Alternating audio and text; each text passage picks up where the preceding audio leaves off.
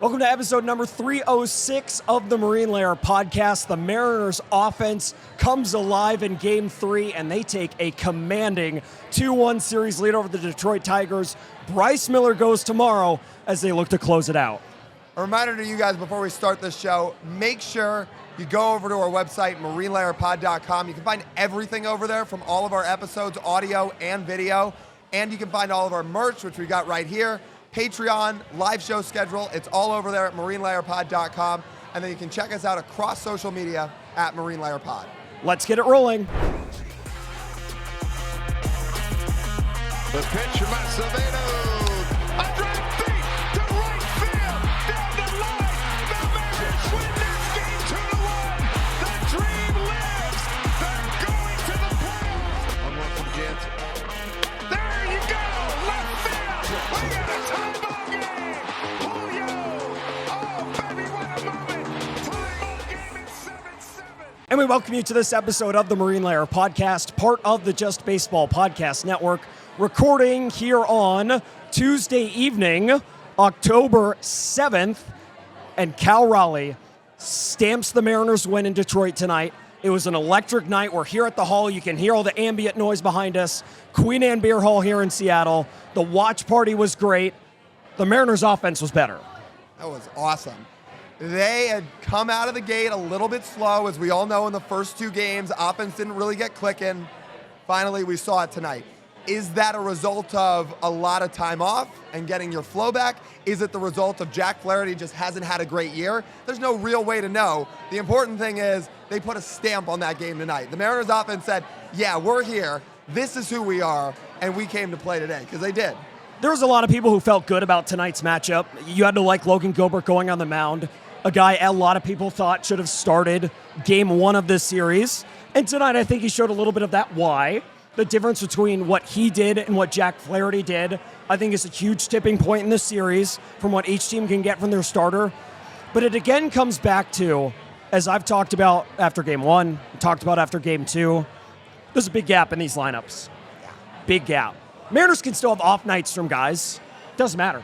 Lineup is still so much deeper. And what happens when the Tigers don't get contributions from Kerry Carpenter and Riley Green? Nothing. They go dead silent. And by the way, did the Mariners take a gamble with waiting until game 3 to start Logan Gilbert? Sure they did. We talked about that. They played the matchups, which we totally get, because Kirby and Castillo pitch much better at home. That's been well documented. And they took a gamble. But by Logan going in game 3 here tonight, they proved exactly why that paid off, because they were able to come away from the homestand, splitting 1-1. And then what happens? You get Logan Gilbert versus Jack Flaherty, a matchup that totally favors the Mariners in just about every facet, with a chance to tilt the series. Do you feel better with anybody out there right now that's healthy than Logan Gilbert to go out and get you a win? No. My faith is in Logan before anybody else in this rotation that's healthy. But with that, they got to 1-1. They give the ball to Logan, and he tilts it back in their favor. So that gamble paid off. And he was about as good as we've seen him all season long tonight. Stepping up on the road, not in the most ideal environment in the world. Not only are you pitching on the road in the playoffs, which, look, I thought the Detroit crowd was fine. It was a little hard to get a read on the crowd in here, given that we were amongst a crowd of ourselves. But Logan goes out after a 3-hour rain delay in which he's got to sit, he's got to wait, and Logan is so routine-oriented, and he's structured. He likes things the way he likes it. Still goes out there and is pretty sharp. Wasn't too erratic. Was around the strike zone when he needed it. Logan will sometimes spike a few, but that's because his pitches move a lot. But every single big moment, he stepped up. Just like, look what happened when the lineup flipped over for a third time. Logan Gilbert was there and sniffs out any chance of the Tigers scoring.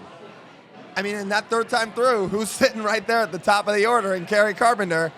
A.J. Hinch moved him up in that lineup today, by the way. He said, look, we're going to force the Mariners to make some tough decisions when they get to that 19th at bat with Kerry Carpenter.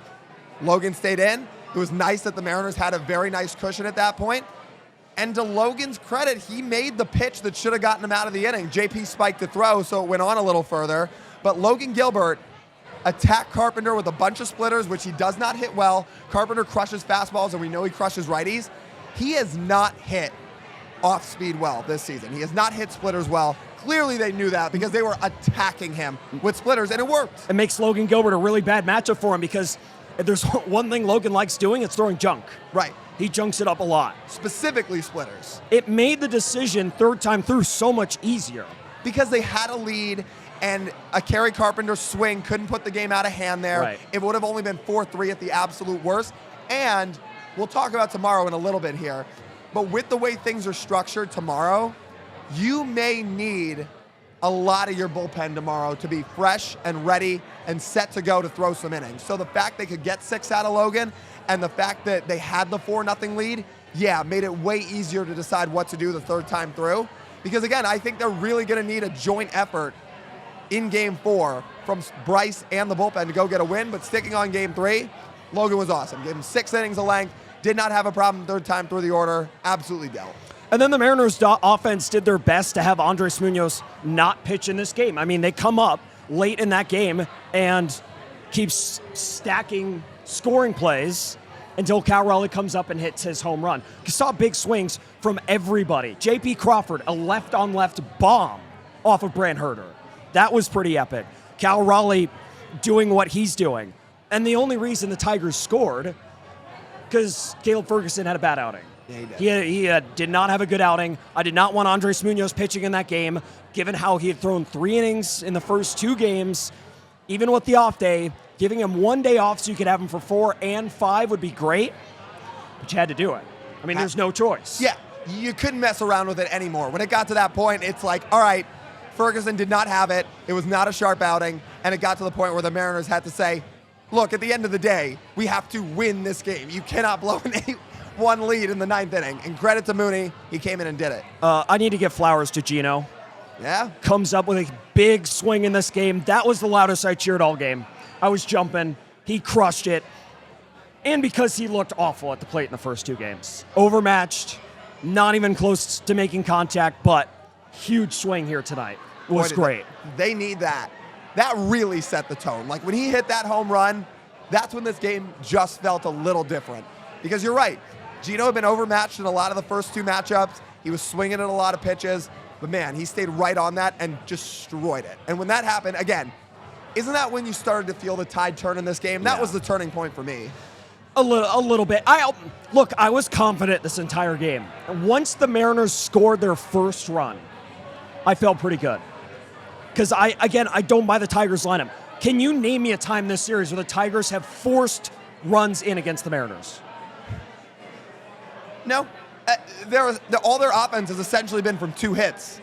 They had Kerry Carpenter's home run in Game 1, which should have never happened. Should have never happened. By the way, it should be 3-0 right now with a sweep, but we'll let it go. Game 2, Josh Naylor makes a crucial error. Matt Brash throws 1 bad pitch. The error's even bigger because then that torque hit would have never happened. Right. Those are the runs in Game 2.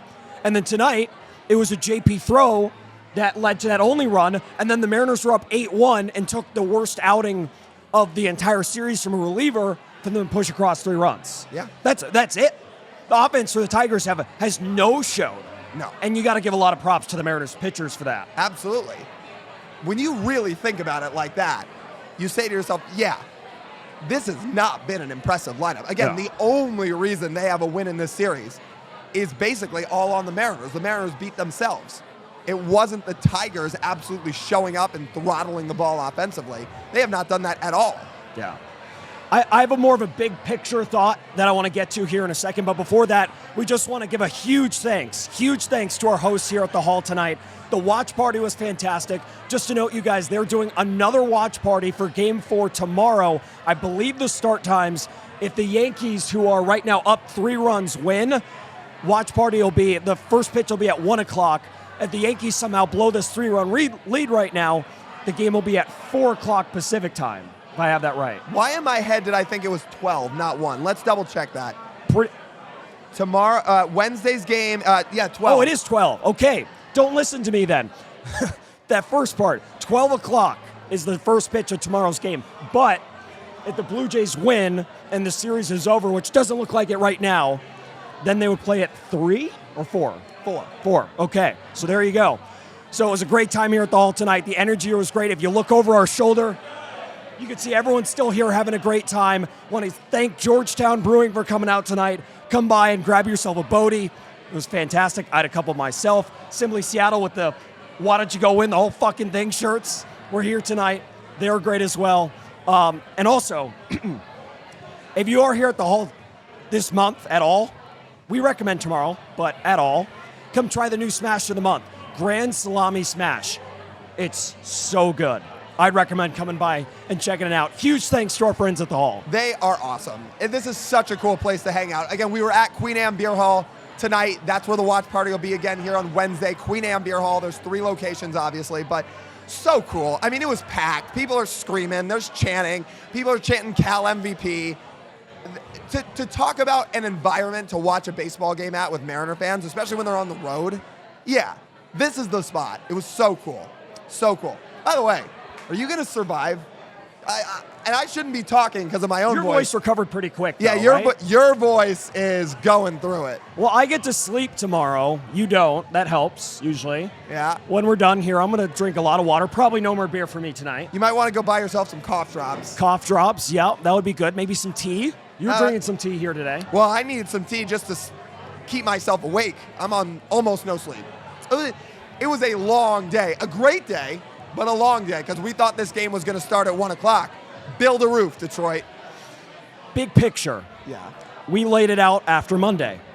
The Mariners had 2 Tarek Skubal starts, 2 games in Detroit after losing game 1 Monday. If they wanted to win the series, they had to win 3 of those. They made it look pretty doable. They beat Skubal and they won a road game. I would love to see them wrap this thing up tomorrow, man. All hands on deck tomorrow, right? So Bryce is scheduled to get the start in game 4. Bryce is still technically stretched out. He pitched the last game of the season, so it has been week and a half. Week and a half for him since he's last started a game. Not the longest stretch off in the world. He's thrown some bullpens, but he'll start tomorrow. If he pitches well, he could pitch 5. I'd say somewhere between 4 to 5 innings for Bryce Miller tomorrow. But if they have a lead after 4 innings, it's all hands on deck, I think, to finish. Outside of Kirby to start game 5, it's all hands on deck. Kirby and Logan Gilbert, the only 2 not available tomorrow. And I would not be shocked if it gets to a game 5, and I hope it doesn't. If it gets to a game 5, I would not be shocked to see Logan come in out of the bullpen for a couple. Yeah. Because that would be his bullpen day. Just not tomorrow. Not tomorrow. Kirby could come out of the pen tomorrow if they're all hands on deck. Once it gets to game 5, the Mariners outside of Bryce Miller will have everybody available. Unless Bryce only goes an inning and a third tomorrow, which I don't think is going to happen. Because again, Tigers lineup isn't very good. They could really use Bryce tomorrow, man. And some of Bryce's starts toward the end of the year, I mean, you saw a lot of positives in what was the 2024 Bryce Miller. You've seen the swing and miss. You've seen him get strikeouts. It's just about efficiency, working deep into games, and don't let the one big swing kill you. Yeah. Logan Gilbert stepped up in every way tonight and put together one of his best starts of the year. Man, it would be so awesome to see 2024 Bryce return tomorrow and put together his best start of the year. In a year that has been really tough for Bryce with a bunch of injuries and having to work his way back from a bunch of things, if he stepped up tomorrow and gave him 5, even talk about 6 the way Logan did tonight, that would be awesome. It would be amazing. What kind of desperation things do we think the Tigers are doing tomorrow? They wouldn't really throw Skubal on short rest, would they? Because then you burn the game 5 of Skubal. Because when would you throw him otherwise? Look, because if you had a lead, you'd be like, oh, well, we need him to win tomorrow. So no. What if they're losing by a run? Interesting. Again, would they? I mean, because again, if they lose, season's over, and they don't get to pitch game 5. The thing is, when you say what kind of all hands on deck things could the Tigers do, how many stops can the Tigers really pull out? This roster outside of Tarek Skubal isn't that good. So what do you like? Do you want them to go to Tyler Holton again or Troy Melton again? Sorry, not Tyler Holton. Troy Melton again? Like, I guess I don't call that a crazy pulling out the stop. Oh no, here comes an absolute ace. Maybe the Tigers version of that is just hitting Kerry Carpenter versus a lefty. That's not pulling out a stop either. He sucks against lefties. But meaning they'd rather him hit against a lefty than other options against a lefty. So it's been Jahmai Jones against lefties for them, who's been solid, but Kerry Carpenter's a better baseball player. Yeah. So you're saying you let him hit against a lefty to sacrifice that at bat and let him come back up against a righty bullpen arm. It's possible. Yeah. But there's not that many crazy stops the Tigers could pull out. The Mariners are better than this team. It is very clear. Again, they should probably have swept this series 3-0. They should have. But they are at 2-1 right now, and it is very clear that they are better than this team. Yeah. Even with a game tomorrow where you may need a lot from a lot of arms, they should still go take this thing. Casey Mize has not had a good second half. He did not have a good start in Cleveland. This is once again a start that should, I don't know if it's going to quite favor him the same way that it did with Logan Gilbert on the mound, but it's a game they can and should absolutely win. Both teams are going to be equally reliant on their bullpen. Yes. But there's a big difference here. The Mariners have not had to tax their entire bullpen. The Tigers have had to tax their entire bullpen 3 out of the 5 games this postseason. If Tarek Skubal's not on the mound, the longest start a Tigers starter has had is 4 2/3. And that was Jack Flaherty against the Guardians. Jack Flaherty tonight went 2 1/3. Not great. Not great. And look, I did not like seeing Andres Munoz in there at all today. They had to do it to get the win. I would have loved to see him just get rested. But he only threw 9 pitches. So he should be more than okay for tomorrow. He only threw 9 pitches. It's postseason. Everyone's available every day. Of course, but day off on Monday, only 9 pitches Tuesday. He should absolutely be available Wednesday. Gabe Spire didn't pitch. Matt Brash had a really efficient outing. All their A-level guys should be set and ready to go. Speaking of, well, no, not Kirby. No, just kidding. I was thinking for a second, it's like, Kirby might do you put pitch tomorrow. Kirby? Because he'd have, for an inning, if you are set on winning game 4 and you think you have got it if you put George Kirby in, it's possible. And then if for whatever reason you didn't win that game, then Luis starts game 5 and Logan might be piggybacking him for a couple innings. Yeah. And I'd be okay with that. I think there is a chance we see George Kirby in game 4 if the Mariners think they can win this thing. And they've shown they've been willing to throw him in the bullpen, and the one outing he has had out of the bullpen in his career in the postseason, it was pretty good. It's very good. That's always an option there. You could still throw him for an inning tomorrow and start him on Friday if you wanted to, if it's his bullpen. I'm thinking that through. Yeah, oh yeah, one off day. One bullpen, one inning, 20 pitches. His start might be shortened on Friday if you do that, but his start might be shortened anyway, given that A, they're not going to let him go through the lineup 3 times, and if you don't win the game, none of your guys are going to pitch anyway, so you need everyone to pitch. Yeah. So it'd be Brash, Bizzardo, Bryce Miller, potentially again, Munoz. Maybe they'll put Ferguson back in there, even though I don't think people after tonight want to see him back in there. Yeah, I wonder how his role is going to be used going forward. Is he going to go to the doghouse? We were talking about it with some people here. Shout out to our friend Nick. He was, he's talking through I think this is what we were talking to Nick about. Like, you put Ferguson against the low leverage lefties in the 5th, depending on the status of the game. If it's a 1-run game, maybe not. And then you save Gabe for later in the game. But if the Mariners are up 3 runs, I would consider doing that. Okay. Yeah. If he throws strikes. I can buy into that. Yeah, again, I think all hands are going to be on deck for the Mariners tomorrow. You could see all stops get pulled out to make sure they go out and get a win. By the way, I know a lot of people were like, where was Emerson Hancock tonight? And totally fair. I know a lot of people wanted to see Hancock close that game. With Bryce Miller being on what will likely be a short leash, let's just hope he deals tomorrow, but if he's on a short leash, they may need Emerson for a couple innings tomorrow, and he hasn't pitched in this series. So that might be why they did not go to Hancock tonight. Fair. Could they have gone to Luke Jackson? Sure. But I think you might have seen them stay away from Emerson because there's a chance you're going to need him in game 4. Free Luke Jackson. Sure. Free Luke Jackson. Tomorrow's game still, I think, will come down to the offense. They bash around Casey Mize. Might not matter who throws in the bullpen. And again, this Tigers bullpen has proven after game 1 to be pretty mid. Yeah, pretty mid and pretty taxed, which is not a good combination. Mariners need to put their foot down tomorrow and end this series. Yeah. I think. Don't let it come home. Next game played here at home. Hopefully, game 1 of the ALCS. If the Blue Jays win, it's not going to be game 1, but yeah. I know. But Still. Yeah.